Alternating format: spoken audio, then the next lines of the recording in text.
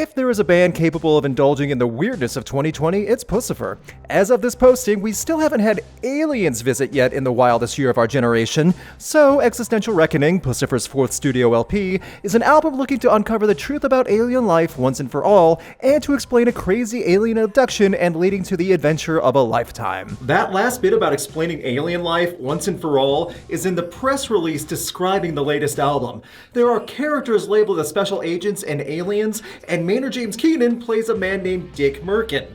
I mean, this is absolutely perfect for what 2020 is. The timing couldn't be better for a weird album about aliens to drop in the middle of all the chaos. Existential Reckoning, running just over an hour across 12 tracks, is an art rock, electronic, rhythmic acid trip. That is much more of a clear description of this album than you may think. From beginning to end, it's a groove-filled electronic rock dance party that doesn't so much go off the rails as it does steer you in one comfortable direction into the next. Maynard James Keenan, Mat Mitchell, and Carina Round, who is very underappreciated in the music world, are the backbone of Puscifer this time, with help from several other musicians filling out the album. The setup of the album is Billy D, a man walking around with nothing but some wine in a briefcase, disappearing without a trace. Puscifer then springs to action to investigate.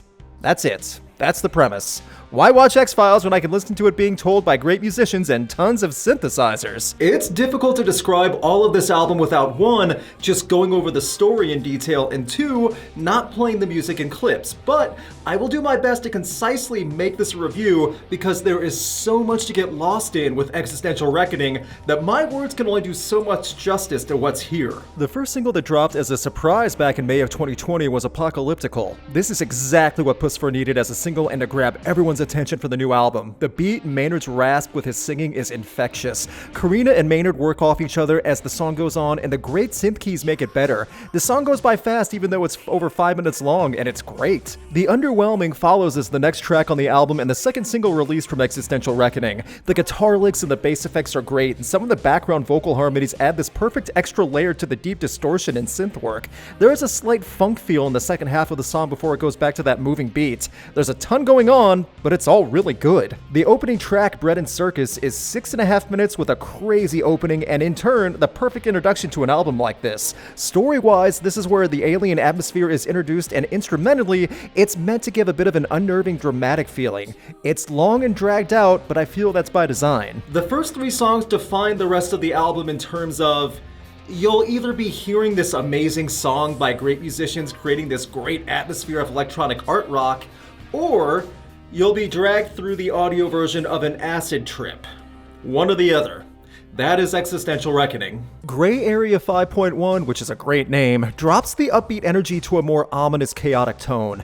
Digitized vocals, programmed beats, modded bass, the music sounds like it's coming from a futuristic world, and the ones and zeros line sounds apropos of everything going on. It's different, but it accomplishes what it's setting out to do. THEOREM doubles down on that digitized vocal effect. Synth keys add to the full alien-esque vibe, and it's at this point in the story that extraterrestrial life is obvious. The static lines halfway through do add to what's going on, but the song goes for 5 minutes, and I don't think it requires that much length. Upgrade has a great digital drum beat and synth effects that get you to nod your head instantly.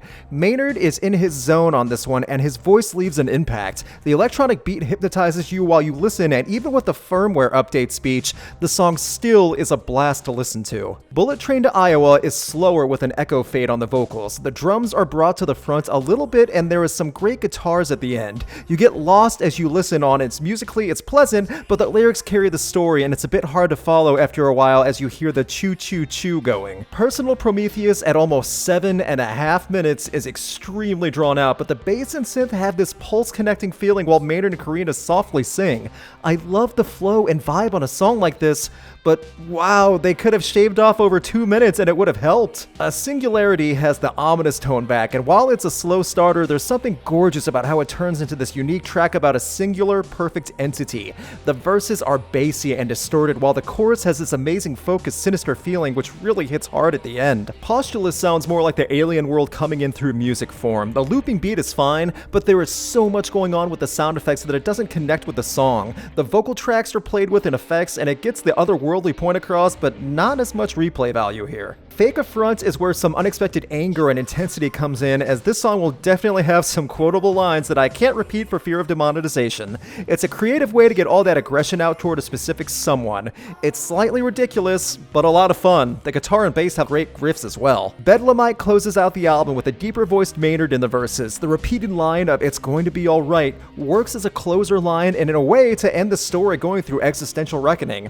The lyrics feel piecemeal of descriptions about just about everything, really, but this works as a crazy closer to a crazy experience. This album is a lot to take in from both a music listening perspective and from trying to break down everything going on with alien life. The album does go off the rails in the second half, but not at any point do you feel that anything is phoned in.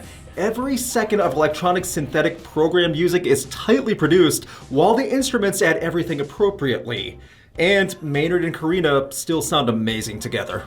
Overall, Existential Reckoning is a more focused album from an extremely creative showcasing of exceptional electronic rock and boasting some amazing vocals. It is undeniably not going to be for everyone, but if you are a fan of turning the lights down low and becoming entranced by music, then let Puscifer abduct you into a new adventure.